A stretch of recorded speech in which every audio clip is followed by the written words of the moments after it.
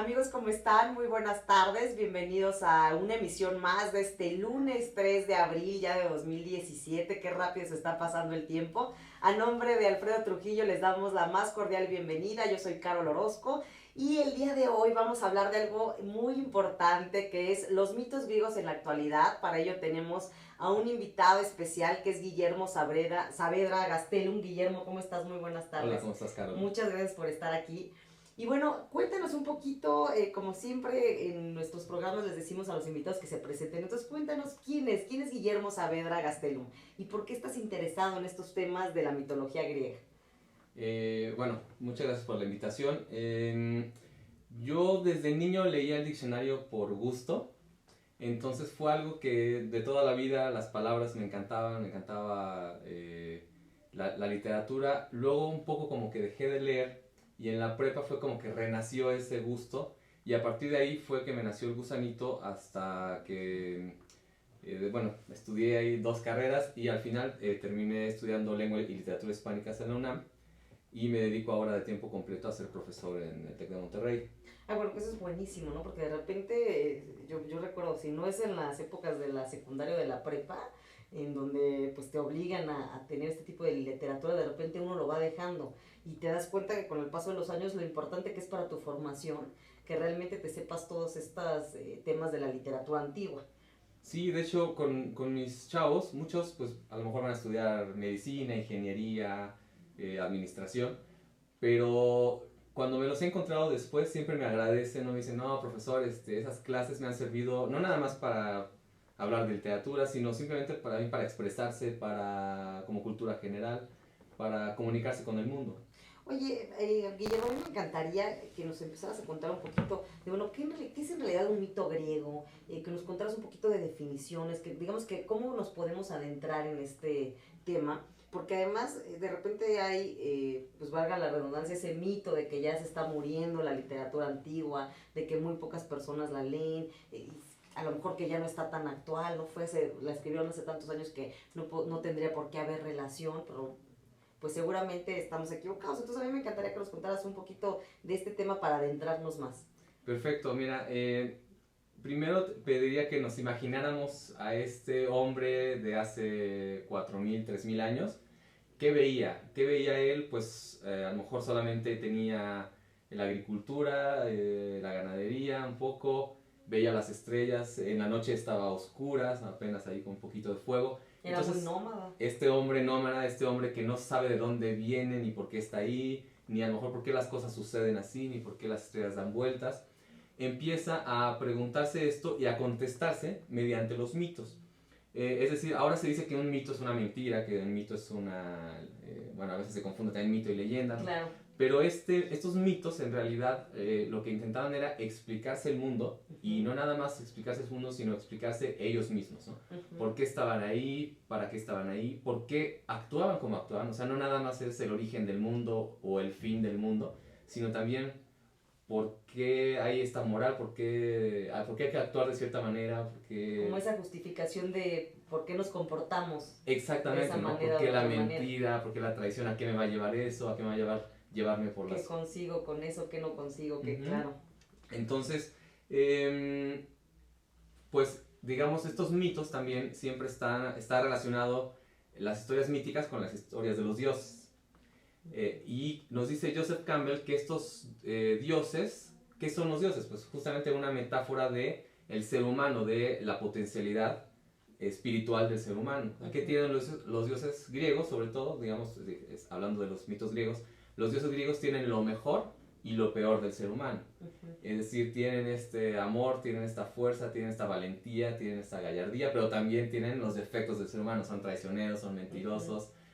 Zeus, por ejemplo, es muy lujurioso. O sea, los dioses entonces en la mitología griega son con características humanas, ¿no? A diferencia a lo mejor de otras deidades que podríamos nombrar en otras culturas en donde son sumamente perfectos y tienen esas características como divinas. Exacto. Aquí en este caso tienen las características muy humanas, ¿no? Rasgos muy humanos como mencionas de la envidia y el celo, ¿no? Ajá, exactamente. Y entonces eso los hace, pues a la vez acercarnos mucho a ellos, porque nos identificamos con esas pasiones que tienen, pero también sus mismos comportamientos y castigos que tienen hacia personajes que actúan también de cierta manera, nos van enseñando esa parte de cómo, o sea, cómo nos comportamos y qué pasa con el hombre.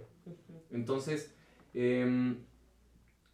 yo siempre estoy, digamos, trato de enseñar estos temas a mis alumnos, y de repente, estando un día en la oficina, veo una nota en el periódico y me salta así como una nota actual, una nota de este año en el que nos dice ciertas cosas que parece que estamos hablando de los mitos griegos de hace 3000 años, pero hoy en día, ¿no? Entonces, lo que pasa es que desde hace ya 2 siglos, por ejemplo, el hombre nos han enseñado, y se ha enseñado a sí mismo, se ha engañado, a decir que somos solamente razón. El hombre es racional.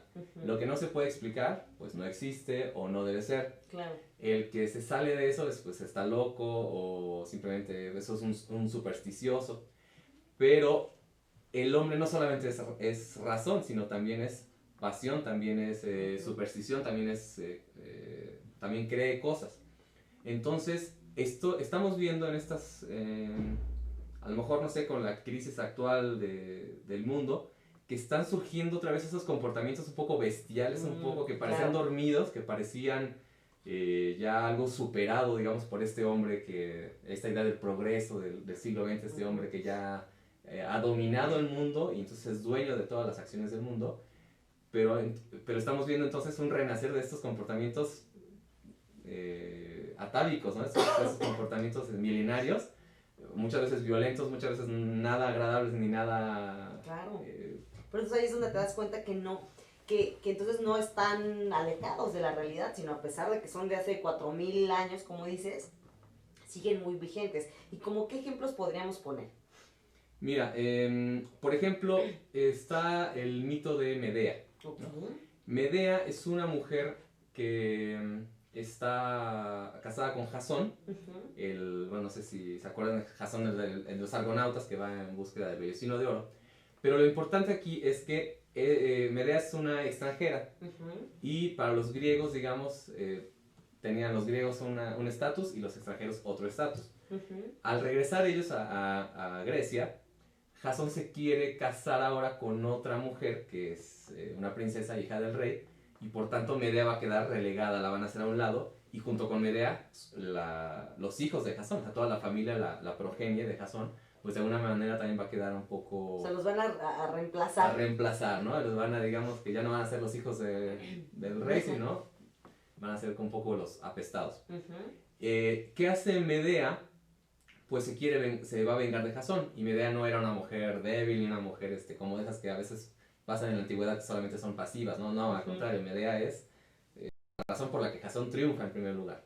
Y entonces Medea se va a vengar de Jasón, pero ¿cuál es la mejor forma de vengarse?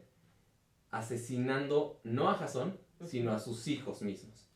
Entonces, con esto que le provoca a Medea, digamos, sería algo terrible para Medea, porque la destruye por completo, asesinar a sus propios hijos. Pero sabe que haciendo eso va a destruir a Jasón, porque además del dolor que le va a imbuir, lo va a dejar sin progenie, lo va a dejar sin que nadie lo cuide en la vejez, y lo va a dejar con el nombre hecho pedazos. Entonces, yo viendo una nota en el periódico, de repente, ahí está, ¿no? Dice lo asociaste. Ajá, dice, mujer asesina a sus 2 hijas para vengarse del marido. Y entonces leo la nota, y efectivamente esta mujer mata a los hijos enfrente del marido en Estados Unidos, y tuvo mucha oportunidad de matar al marido, pero no lo hace. Sí, sabe que así se va a vengar de él. Exactamente, entonces parecería un comportamiento pues completamente bestial, completamente irracional, claro. Y lo es, pero el hombre no ha dejado de ser entonces así, ¿no? O sea, claro, estamos actuando como hace 4000 años los griegos nos ponían. Exactamente. Entonces, vemos que nos hemos engañado un poquito con esta idea de que el hombre ha superado todo esto mediante la razón y tal, y todavía tenemos, pues el hombre es el mismo hombre, ¿no? O sea, hace 3000 años el hombre también amaba, el hombre también odiaba, el hombre también mentía, el hombre o sea, los sentimientos pues no han variado nada, ¿no? Simplemente a lo mejor ahora, no sé, el amor ha cambiado, o a lo mejor los vicios, pues hay nuevas cosas, entonces me envicio con otra cosa. Claro. Pero Pero las vicio es el esencias, por mismo. ejemplo, en este Ujú. caso, el deseo de La venganza, venganza. los celos, muchos de los sentimientos encontrados que actualmente las personas sentimos, pues evidentemente se están plasmando. Que entonces ahí, qué diferencia, ¿no? Que cuando tú dices, no, no se aplica esto a la actualidad, pues claro que se aplica, aquí lo estamos viendo. ¿Y algún otro ejemplo que nos pudieras compartir? Por ejemplo, otro que también así cuando lo vi me causó un impacto, recordarás el mito de Edipo, ¿no? Ah, sí, claro. Edipo que sin saberlo, por tratar de huir, digamos, de su destino, termina matando a su padre y casándose con su madre, y no solamente casándose, sino además tiene 4 hijos con su madre, entonces que a la vez son hermanos suyos e hijos. Y cuando se entera Edipo, después de muchos, digamos, de muchas vicisitudes en las que todo el mundo le dice, ya no preguntes, por favor, pero él sigue indagando porque él quiere saber la verdad.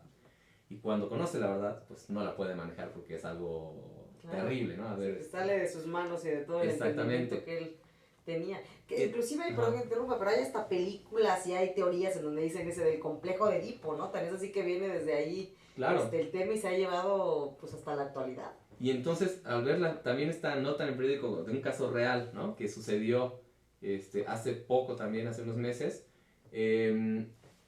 Una madre muy joven, de 16 años, da en adopción a su hijo. Y 19 años más tarde, es decir, ella todavía una mujer joven de 35 años y el niño ahora de 19 años, se reencuentran y empiezan a tener una relación, pero después, digamos, ahora sí que a diferencia del mito, en esta vez sí entonces saben que es su madre y que es su hijo, y aún así consuman la relación como pareja y bueno, digamos, son... sí, cosas que no lo puedes creer. Enfrentan cargos hasta por incesto y todo, pero dicen, no lo voy a dejar, o sea...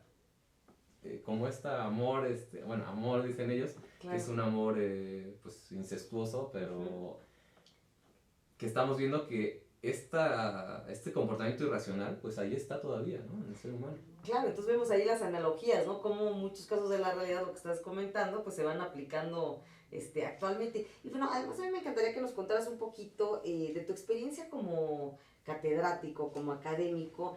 ¿Qué tanto está el interés de los jóvenes actualmente por involucrarse en esos temas? Porque supongo que, yo misma te lo confieso, cuando estábamos, no sé, en la secundaria, en la prepa, y de repente nos decían, no sé, matemáticas, y la gente, ¡ah, qué horror!, ¿no? Así como había jóvenes que decían literatura, no, guácala. Entonces, ¿cómo está ahorita la reacción de la juventud, sobre todo de los preparatorianos y preparatorianas, para ver este tema de la literatura griega, ¿no? Esta literatura antigua. Uno podría pensar que, como es algo también tan antiguo y tal, no están tan interesados. Pero curiosamente, cuando doy el tema, muchos chicos se emocionan bastante. Y esto lo atribuyo a varias cosas, ¿no? Una, que a pesar de que son, pues, digamos, temas muy antiguos e historias antiquísimas, no han perdido este sabor, porque son como parte ya del imaginario colectivo, como que todos sabemos más o menos quiénes son esos personajes, ¿no? Claro. Cupido, quién es Afrodita, quién es Zeus, porque, bueno, digamos, aparecen en diversas obras a lo largo de toda la historia, ahora en películas. Pero ¿qué tanto se asemeja a la realidad? Porque de repente vemos que las películas tergiversan un poquito realmente lo que dicen lo que dice esta literatura antigua, ¿no? Que dicen estos mitos griegos en este caso. ¿Eso ayuda o de repente tergiversa esa información, entonces hace que los jóvenes se confundan? ¿Cuál es tu percepción? Pues yo creo que un poco de ambas, o sea, ayuda y me gusta eso en el sentido de que, por ejemplo, con películas como la de Percy Jackson o anteriores, incluso la de Hércules de Disney, que a lo mejor cambian muchas cosas porque, pues, digamos, como es de Hércules, a lo mejor le atribuyen a Hércules muchos retos, a lo mejor de otros héroes o de otros mitos. Pero al mismo tiempo, y digamos, como que eso no es tan grave comparado con el interés, ¿no? El interés que les da a los chicos, se les hace también divertido, ven a Hades ahí que se burlan del inframundo, ven a Hércules que es un galán y que logra lo que se propone con para lograr ser un semidios. Entonces, sí, de repente, pues a lo mejor sí confunden un poco porque lógicamente pues, van a mezclar historias. Claro. Pero el interés que tienen los chicos creo que también es parte de lo que atribuyo también a este nuevo interés cuando doy los temas de mitología. Porque ellos están empapados y les gusta saber más y les gusta a lo mejor decir, por eso es que ese personaje hace esto. O ellos mismos incluso, ahí tengo varios alumnos que escriben sus sagas o escriben sus propios cuentos o novelas incluso y introducen y meten también personajes antiguos como en este mundo también suyo de la novela. Y entonces eso al mismo tiempo es algo que ya desde los mitos griegos, o sea, digamos, no quizá 3000 años, pero sí desde hace 2000 o más, ya esos griegos con los mitos que ellos escuchaban hacían nuevas historias. Incluso pues las tragedias que conocemos, esas claro. que nos dejaban en la prepa así como un poco de, bueno, tienes que leer a Esquilo y a Euripides claro. y tal.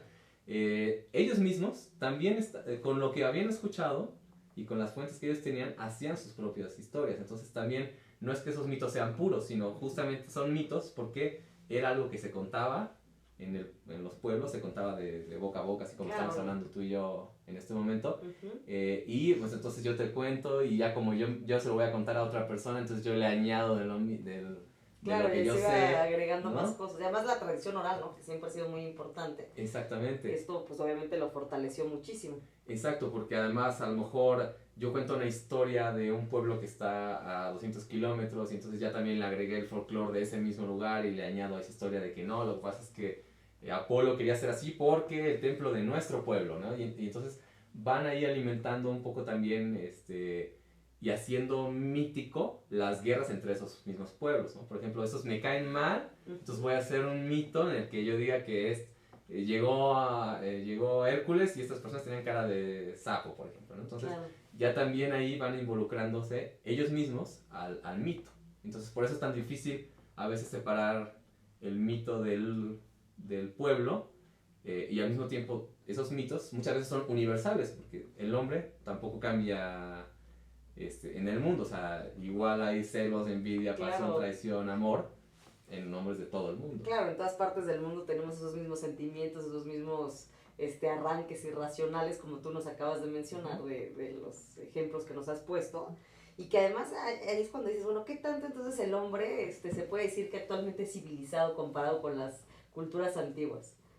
Pues fíjate que justamente también con esta civilización nos muestra y nos evidencia esta bestialidad y esta antigüedad que tenemos. Por ejemplo, tenemos el mito de Narciso. Como recordarás, Narciso pues es un joven muy guapo, muy virtuoso, galán, ¿no? Pero también engreído, soberbio, ¿no? Y entonces la ninfa Eco está enamorada de él. Eco a su vez había sido castigada porque era una mujer que hablaba de una manera espectacular, tenía así el don de la palabra, y Hera estaba celosa de Eco porque además decían que pues como ella platicaba tan rico, platicaba tan a gusto, Hera se la pasaba platicando con ella, mientras Zeus iba y se acostaba con las otras, claro, porque Zeus era bastante sí, claro, infiel, las engañaba, ¿no? Entonces muchísimo. Esta Eco pues había sido castigada con el hecho de solamente, ya en vez de poder hablar tan bonito como hablaba, solamente repetir las últimas palabras que escuchaba, por eso el nombre de Eco, ¿no? Claro. Entonces esta Eco, que ya de entrada pues vemos ese castigo, uno de los peores castigos, que es quitar el lenguaje, quitar la posibilidad de comunicarte con el otro, o sea, ya desde hace 2500 años se veía que eso era lo más importante. Sí, por supuesto. Y entonces, pues al verla Narciso y ver que nada más repite las cosas, pues, por supuesto no quiere tener nada que ver con la ninfa Eco, y lo castiga, ¿no? Némesis, la diosa de la venganza, lo castiga haciendo que se enamore, pero de alguien que nunca va a poder poseer. ¿Y quién va a ser ese? Él mismo. Entonces se va a ver en el río, en un espejo, digamos, en ese río, y se va a contemplar y va a decir, ¡qué hermoso! Claro. Y entonces, bueno, digamos, hay varias versiones, unas que se queda contemplando para siempre a su reflejo, otra que se queda contemplando y al quererlo poseer, se ahoga en el río. Si lo queremos trasladar un poco a la actualidad, estamos viendo que esta sociedad también es un poco como ese Narciso, ¿no? Nos estamos viendo tanto en las redes sociales, ¿no? Las fotos que subimos. Tanta selfie, ¿no? Que están tan de Exacto. moda y... ¿Cuál es la foto? O sea, ya cada vez solamente son selfies, ¿no? Claro. Antes la selfie era como, bueno, como no hay nadie, me tomo yo la foto. Claro. Ahora es, aunque estemos todos, nos tomamos la selfie.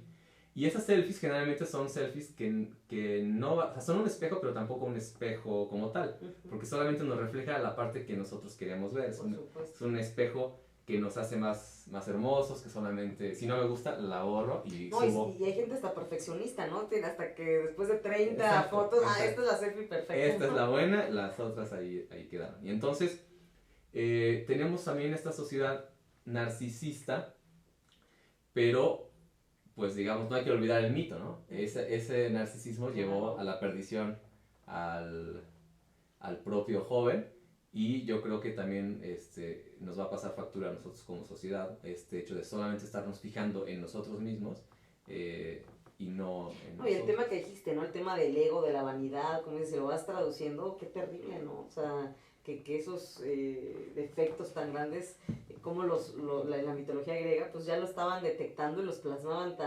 tan pues poéticamente, vamos a llamarlo así, ¿no? Porque digo, no es fácil tampoco plasmarlo de la manera en que ellos los plasmaron, ¿no? Claro, porque además es una forma muy hermosa de decirlo, porque este Narciso que se queda contemplando para siempre su reflejo o que se ahoga en ese río, a la orilla del río se convierte en una flor, la flor de Narciso, por supuesto.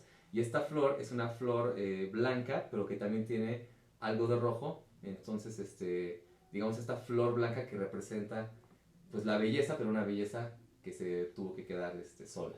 Claro, al final de cuentas, que nada más se contempla, ¿no? No es un complemento de amor, de belleza. Oye, ¿qué otros mitos podrías tú compartirnos que nos puedan ayudar no solo a identificar que esto ha seguido, sino que además nos den un claro ejemplo de hacia dónde tenemos que virar como sociedad? Mira, por ejemplo, el de Pigmalión. No sé si, bueno, lo ubicas. Era un artista muy insigne, era un escultor espectacular, y él estaba muy solo y crea entonces una escultura hermosa y hasta le pone nombre, Galatea, ¿no? Entonces esta figura de mujer, una mujer hermosa y perfecta, ¿no? La moldea él, pero a tal grado de detalle y de perfección, que se enamora él de su propia creación, se enamora de su escultura. Un poco, bueno, sí hemos visto esas esculturas griegas en los museos, que también las ves y dices, no puede ser que eso haya sido, está hecho de piedra, ¿no? Sí, no, una cosa tan hermosa, reales, ¿no? claro, hermosísimo. Entonces se enamora de su propia creación, y entonces la diosa Afrodita le concede el hecho de volverla a la vida. Entonces Galatea se convierte en una mujer real. Ahora, hay dos maneras de ver este mito, y entonces respondiendo a tu pregunta acerca de cómo deberíamos ir como sociedad. Bueno, en una versión, digamos, la mala, en la versión infausta, esta Galatea se transforma ya cuando el señor Pigmalión se vuelve a transformar en piedra. Pero en la otra, esta Galatea realmente hace feliz a Pigmalión, porque él era pues muy bueno y muy virtuoso, y fue un premio, como este premio de que su creación, de la que se enamoró, se convirtió a la vida. Entonces hay un efecto que se llama efecto Pigmalión, y se dice entonces que uno refleja en el otro lo que él quiere. Claro. Entonces ahí tiene estas dos cosas que te decía, que pueden ser muy negativas o muy positivas. Si yo le atribuyo al otro que el otro va a fracasar, que el otro no lo va a poder hacer, ¿qué pasa? Es más probable que ese chico, a lo mejor si yo soy profesor y digo, no, claro, es el burro, ¿no? Claro, no lo vamos a hacerlo va a fracasar. Guillermo, ¿se te parece? Sí. Vamos a un corte comercial, amigos, no se vayan, estamos aquí en Platicando con TV Ya.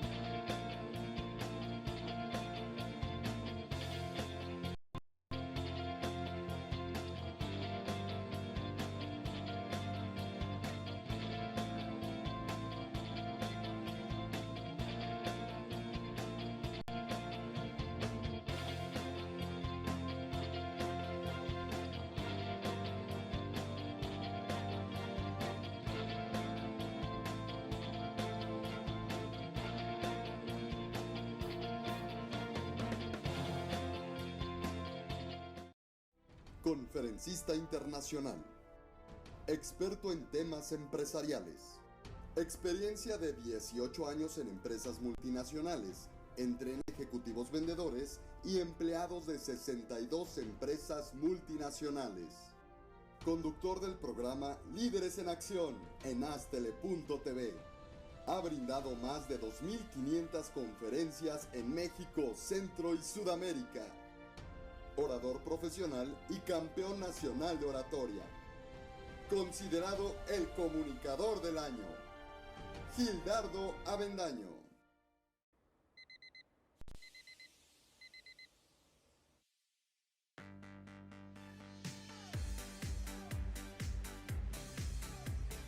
Cuando la vida te pone a sudar, hidrata la vida. Electrolit, científicamente hidratante.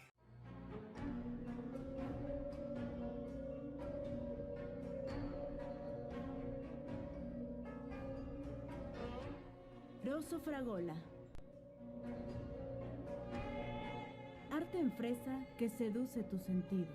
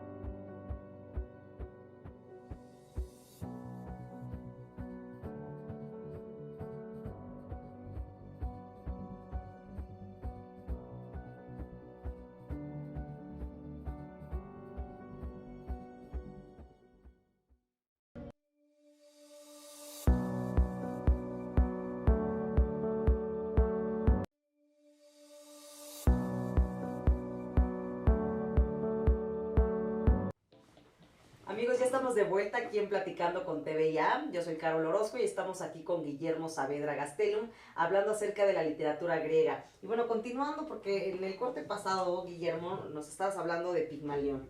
Y yo te decía, bueno, ¿hacia dónde va? Si nos podías contar algún mito que nos dijera hacia dónde debemos ir como sociedad. Entonces, lo que te comentaba ahorita de Pigmalión, que hace esta escultura perfecta de una mujer que se llama Galatea, y se le concede que tenga vida. Entonces, te comentaba de este efecto Pigmalión, en el que se han hecho estudios de que muchas veces uno lo que refleja en el otro, o sea, como digamos nuestra creación, si yo pienso que esa persona se va a comportar de cierta manera o no va a lograr algo o va a lograr algo, muchas veces influye en que esa persona realmente no logre o logre las cosas. Claro. Entonces, un poco para responder tu pregunta, es esto, ¿no? Este efecto Pigmalión puede ser negativo o positivo y, por ejemplo, con mis alumnos, ¿no?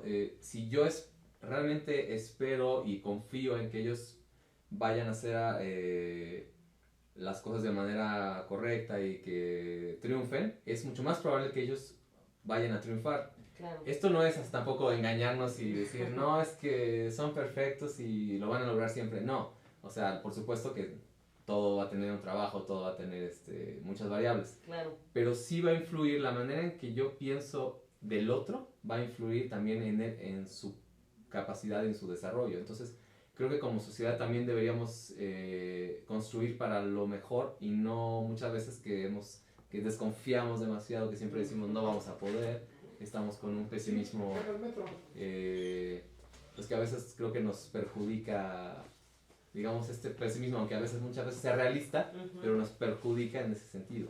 Y un poquito ese tema de que no somos, más bien, de que somos fatalistas o, como dices, exacerbamos y decimos es lo máximo, o sea, no ser tan radicales, por así decirlo, ¿no? Yo creo que eso sería como la gran pregunta que nos tenemos que hacer, ¿por qué nos vamos a un extremo a otro? Hay que tratar de irnos a un punto intermedio, ¿no? Que yo creo que eso sería lo importante. Es justamente, Carlos, justamente también lo que nos enseñan los mitos es no irnos a tan extremo, ¿no? No irnos o sea, no llegar a esos rompimientos de todo, ¿no? De la moral, de los sentimientos, ¿no? Sino quedarnos en un punto ecuánime. Ecuánime, claro. Oye, Guillermo, y otra pregunta. Y a lo largo de ahorita la conversación que estamos teniendo, tú nos has hablado obviamente de muchas diosas, y a mí me encantaría que nos contaras un poquito cómo es la visión de estos antiguos griegos acerca de la mujer. ¿Cuál es la visión que tienen de la mujer? ¿Cómo es concebida la mujer? Mira, es muy interesante porque los primeros mitos griegos, o sea, los más antiguos, que son los de Creta, la isla, pintan a la mujer primero como este todo, ¿no? La mujer que es la madre tierra en femenino, ¿no? La tierra que es fértil, que nos da todo, que nos da agua, que nos da alimentos, que nos da refugio. Estas sociedades en las que la mujer es la que pues tiene a los hijos, entonces es lo más importante. La familia se construye los grupos alrededor de la mujer. Y conforme va pasando el tiempo, digo también muy antiguo, pero conforme va pasando este tiempo, en los mitos vemos cómo el hombre se va apropiando de estas cualidades, ¿no? Y de repente tenemos esta tierra y Crono llega como a conquistarla, ¿no? Se vuelve ya este hombre, ¿no? Que domina, y luego su hijo Zeus, que mata al padre, bueno, no mata, pero digamos lo trata de vencer, lo destrona al padre, y con eso también digamos se hace afianza este hombre, ¿no? Incluso los dioses olímpicos, que son 12, pues al inicio estaban en un equilibrio, pero también una de las diosas, que se llama Hestia, pues nadie se acuerda mucho de ella porque justamente como que se hace a un lado, la relegan y el que se hace más famoso ahí y un dios olímpico es Baco Dioniso, el dios del vino, claro, el dios de las orgías y la fiesta. Entonces también vemos cómo esta mujer ahí pierde importancia en los mitos. Ahora, muchas veces también vemos esta relación con otros mitos, por ejemplo los mitos hebreos, ¿no? Que tenemos a Adán y Eva, y esta Eva que causa como la perdición de Adán, ¿no? Ella es la que lo induce al pecado. Tenemos este ejemplo también, tenemos este ejemplo en Prometeo. Si recordarás, Prometeo es este hombre, bueno, un titán que roba el fuego de los dioses para dárselo al hombre. Y con esto que está haciendo, pues está dándole la sabiduría, la capacidad de que el hombre vea en la noche, entonces que conquiste de alguna manera la naturaleza, que ya no sea un animal, sino que él modifique su entorno y digamos un poco entonces le trae la civilización. Y entonces, ¿qué pasa con Zeus? Está enojado porque Prometeo está desobedeciendo sus órdenes y hace al hombre más poderoso. Mientras más poderoso sea el hombre, menos van a adorar a los dioses. Claro. Y entonces, ¿cómo lo va a castigar? Ahí tenemos a esta visión de la mujer como castigo. O sea, va a mandar a que Hefestos haga una mujer de barro, otra vez un poco con esto de Adán y Eva, Claro. una mujer hecha de arcilla, que va a ser una mujer espectacular, ¿no? Una mujer guapísima, que además va a tener el don de la palabra, va a ser una mujer que habla de una manera increíble, y va a ser un poco este regalo, pero un regalo que por fuera es hermoso, pero que va a traer la perdición. Pero fíjate qué terrible, ¿no? Cómo están marcando y están estigmatizando a las mujeres, ¿no? O sea, desde ahí empieza ese tema del grupo dominante de los hombres, ese patriarcado, esa dominación hacia nosotras, y a ponernos cualidades que no necesariamente, o sea, que más bien no son solo de las mujeres, es una cualidad humana, ¿no? O sea, Exacto. Esos errores no los tienen las mujeres, los tienen los hombres y las mujeres, no tiene nada que ver tu condición de mujer. Claro, y el nombre de esta mujer hermosa que es el regalo es Pandora.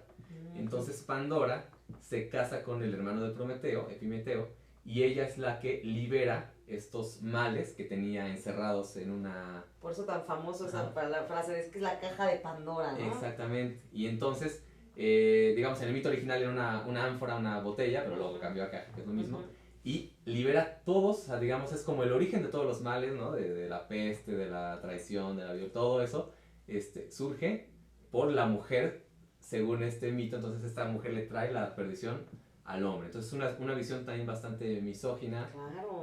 Una visión en la que el hombre se explica estos males y le echa la culpa a la mujer. Curiosamente, lo único que se queda encerrado en la botella es la esperanza. Entonces, Fíjate. eso también nos habla un poquito ahí de la visión Claro. griega. Oye, Guillermo, y por ejemplo, de tu muy particular punto de vista, ¿cuáles serían como tus, no sé, tus 5 diosas preferidas? ¿Qué cualidades se les ha dado? O si no preferidas nada más por temas de cualidades, sino que sus características para ti simbolicen algo importante en los mitos que han habido en torno a ellas. Por ejemplo, Atenea es muy importante, ¿no? Porque Atenea es, hasta el nombre así suena así como perfecto, ¿no? O sea, Claro. es una mujer que es fuerte, que es bella, que es inteligentísima, que ni siquiera Ares, el dios de la guerra, la ha podido nunca vencer, ¿no? Porque ella es también la guerra, pero una guerra estratégica, entonces ella es invencible casi, ¿no? Y esta Atenea es, y eso es algo muy curioso, es casta. ¿Por qué ellos le atribuyen esa castidad? Justamente porque a esa mujer no la va a dominar ningún hombre. Y entonces no la puede dominar, o sea, digamos en la visión de hace 2500 años, Claro. si la dominara un hombre, entonces Ya se somete ya a se él, sometería, ¿no? Entonces esta mujer es casta, no por cosas morales, sino porque nadie la va a poder dominar. Y bueno, lógicamente Atenea pues es la patrona de Atenas. Oye, pero además, perdón que interrumpa, pero ¿cómo está el tema, no? De que entonces, si no era casta, quiere decir que ya era de su posesión, ¿no? Esa también, esa visión de que la mujer era la res, ¿no? O la cosa. Eso también, qué terrible, ¿no? Porque ya es como un objeto, entonces por eso le dan esa cualidad. Exactamente, ya es el hecho de que se piense en esos términos, aunque sea casta, pero ya también estamos viendo esa misoginia, ¿no? Ese dominio del hombre. De alguna manera también Afrodita es como lo opuesto, ¿no? Es Afrodita, ese amor, pero no un amor, digamos, un amor bastante lujurioso, un amor bastante pasional, y que ella tiene ese poder, digamos. Y hay una cosa curiosa, es que no por eso ella pierde nada, sino al contrario, o sea, Afrodita también es como el sueño de cualquier hombre e incluso de cualquier dios. Claro, porque además empieza ella con las cualidades que se les da y sus características, empieza a agarrar terrenos y espacios importantes de dominación, y por eso también muchos hombres la invocaban, ¿no? Para que las ayudara en muchas cosas. Y digamos, todo esto tiene origen también, como cuando hablamos al inicio del programa, de estos mitos del hombre, pues que solamente se explicaba lo que tenía alrededor. Pues una de las cosas que el hombre siempre ha volteado a ver es la luna. Y la luna femenina, y esta luna que está en 3 etapas, y que se simboliza muchas veces también con los dioses, con las diosas. Ujú. La luna nueva, la Mm. luna llena y la luna menguante, es decir, la niña, la núbil Claro. y la vieja, que la vieja también un poco la asemejan mucho a la bruja. Claro. Entonces, estas mujeres de alguna manera se representan, o sea, están representando también los astros, la luna y los ciclos de la cosecha y los ciclos de la vida misma, porque justamente Claro. antes todo se organizaba conforme a las cosechas, o sea, realmente el hombre se organizaba los meses con la luna. Claro. Oye, y ahorita de lo que nos has contado, que a mí me encantaría que nos dijeras cómo se concibe el amor, ¿no? Porque tú estás diciendo, en esta literatura antigua siguen siendo los mismos temas que en la actualidad, ¿no? Ujú. No se ha inventado nada en cuanto sigue el tema del amor, sigue el tema del odio, de los celos, de la venganza, ¿no? Etcétera, etcétera, etcétera. Entonces, en este caso el amor, que es tan importante en todos los tiempos, ¿cómo es concebido? Mira, ahí hay una cosa muy curiosa. Todavía nos acordamos de esas historias antiguas que nos contaban nuestros abuelos, ¿no? De matrimonios arreglados, que se iba, ¿no? De obras de teatro que hemos visto Claro. acerca de que no, es que se va a casar la princesa, tiene que casarse con ese príncipe y no con el que ama. Claro. Entonces, esta oposición de matrimonio que está arreglado porque las cosas también son como una especie de negocio, ¿no? Ujú, sí, por conveniencia, Exactamente, como con que se contrapone al amor o a la pasión verdadera, ya era un tema en aquellas épocas. Entonces tenemos, por ejemplo, dos ejemplos, el de Píramo y Tisbe, dicen, ¿no? Ujú. que es una historia que cuando leemos luego Romeo y Julieta, decimos, ahí está, ¿no? Ahí Claro. está, es casi igual. Estaban enamorados, pero sus padres les habían prohibido verse. Solamente se veían a través de un orificio porque vivían enseguida. Cuando se quedan de ver por fin, para consumar su amor, ella trae un pañuelo, pero en el lugar donde se quedan de ver hay una leona Ujú. y ella se asusta. Esta leona acababa de matar una res. Ella se asusta, tira el pañuelo y se va corriendo. La leona ve el pañuelo, lo mordisquea, lo mancha de sangre. Ujú. Y cuando llega el amante, pues ve el pañuelo, ve a la leona y dice, se comió, mató a mi amada. Ujú. Entonces él se suicida, por supuesto. Y entonces de repente llega, ¿no? En el equívoco, llega ella, ve que su amante se ha suicidado y ella también, por el amor, se suicida. Entonces ahí está Romeo Claro. y Julieta 2000 años antes, ¿no? Fíjate De que se- exactamente. de que se hiciera. Y además, como dices, le imprimen ese dramatismo que tanto caracteriza esta literatura antigua, ¿no? También eso es algo muy importante. Y es cuando dices, bueno, entonces no se ha inventado nada, sino muchas veces tanto las películas como muchas novelas están concebidas o retoman esta mitología griega. Y a mí también me encantaría que nos dijeras qué autores, por ejemplo, han retomado digo, hay muchísimos, pero algunos en particular que a ti te hayan gustado mucho, de cómo han tomado esta literatura antigua, esta mitología griega, y la han llevado a su literatura. Mira, nada más para terminar con lo anterior. Claro. También, ahora que estaba viendo lo de las notas del periódico que te decía que parece que estamos regresando a esos mitos, también veo otra nota en el que en India Ujú. una madre mató a su hija porque se casó por amor. No, bueno. Entonces, uno piensa que esas cosas ya quedaron en Sí, el en pasado remoto, claro. pero es una nota de este año, ¿no? Y entonces, bueno, seguimos con ese Bueno, amor, ¿no? terrible. El matrimonio y el amor. Claro. Ahora para contestar la otra pregunta acerca de los autores, se han retomado muchísimos estos mitos, muchas veces con el mismo sentido que los mitos, por ejemplo de Shakespeare, ¿no? Que toma esa parte del mito y lo vuelve suyo, digamos, con Romeo y Julieta, pero también hay otros que le han como cambiado el sentido a los mitos. Por ejemplo, Julio Cortázar. Ujú. ¿Recordarás tú el mito de Teseo y el Minotauro? Sí, claro.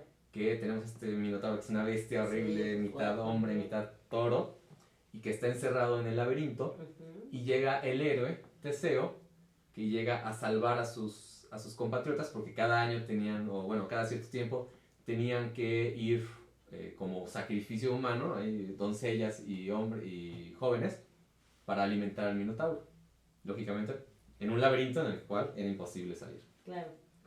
Entonces llega este héroe, que es Teseo, quien, otra vez para ver lo de la figura de la mujer, Ariadna, que es la hija del rey Minos, es decir, el dueño del laberinto, le da un hilo para que Teseo pueda entrar, pero después, siguiendo ese hilo, pueda salir del laberinto. Y bueno, esta pobre Ariadna también después la van a...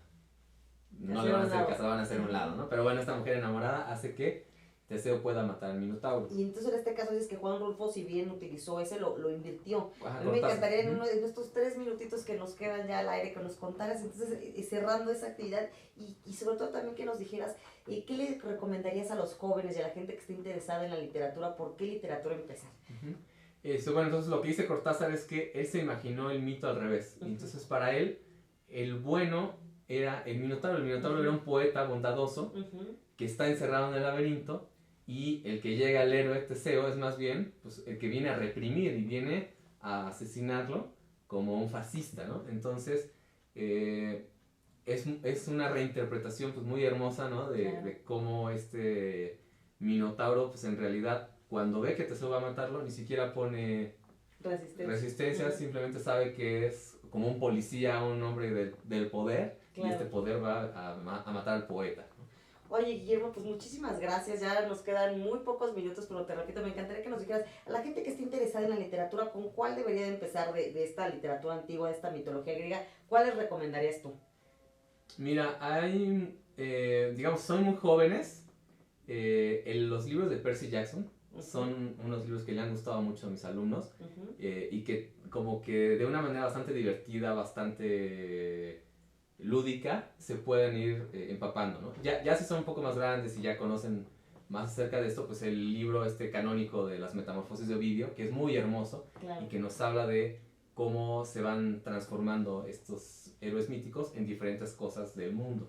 Guillermo, pues muchas gracias, amigos, muchísimas gracias. Espero que nos veamos el próximo lunes en Platicando con TVIA. Yo soy Carol Orozco, a nombre de Alfredo Trujillo les damos pues las gracias por estar sintonizando Hazte LTV y nos vemos el próximo lunes. Espero que les haya gustado el programa. Hasta luego.